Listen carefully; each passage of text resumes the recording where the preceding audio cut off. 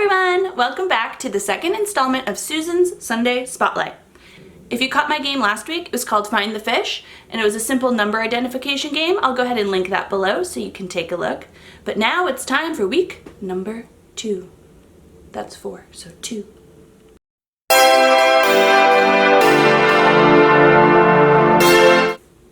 So this game is another simple game that you can take and use in your classroom right away. It is called Erase 'em, or some might call it Erase Them. I kind of dropped the TH, I don't really know why, but it's Erase 'em. So the game is set up like this, and I'm gonna go ahead and zoom you in a second. Basically, the game has students using phoneme manipulation to go ahead and fill in the words to make a real word. I actually shared this game a few months ago over on my Instagram. I'll insert a picture right here. And it's the same exact concept, except that way I used it for math. And I'll go ahead and explain that real quickly. Basically, the number at the top was a sum, and underneath there were a bunch of different numbers that used different ways could create that sum. Or different, students could actually add some subtraction in there as well. So students would take turns trying to combine numbers to make that top number, and once they did, they would go ahead and erase the circle below.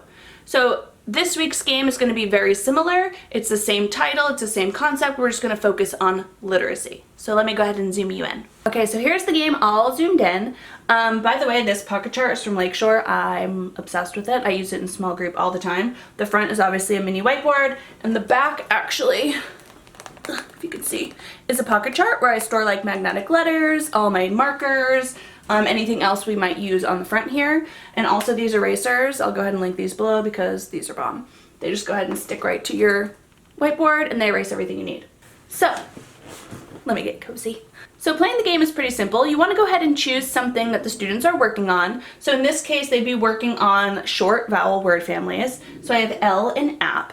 And actually you can go ahead, if you're whatever you're working on at the time, you could take away the beginning, you could take away the middle, or you could take away the ending of the word to also kind of switch the game up a little bit. But all students have to do is they need to look at these letters below and figure out which one would make a real word if placed either here or here. So I usually like playing this game small group because again, you can really focus in on what the students are actually learning at that time.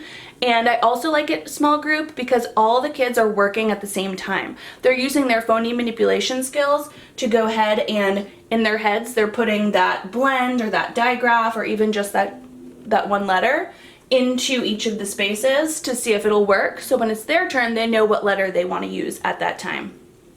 I always tell students to go ahead and use a bunch of different letters because the person in front of you might go ahead and take that one, so that way they have a few different options. So yeah, in small group, I'll simply throw it up here. They'll take a look, and when it's their turn, they'll say tell or tap. That one actually works in both. Small group, I let them come up and write it themselves. And then they go ahead and erase that letter and put it back. And then I'll erase this so other students can have their turn to come up and write the word. We'll tap it out and make sure it actually makes sense. It's a pretty simple game, like I said. My goal for you in all of these Susan Sunday Spotlights are to make very simple games that you can use in your classroom right away.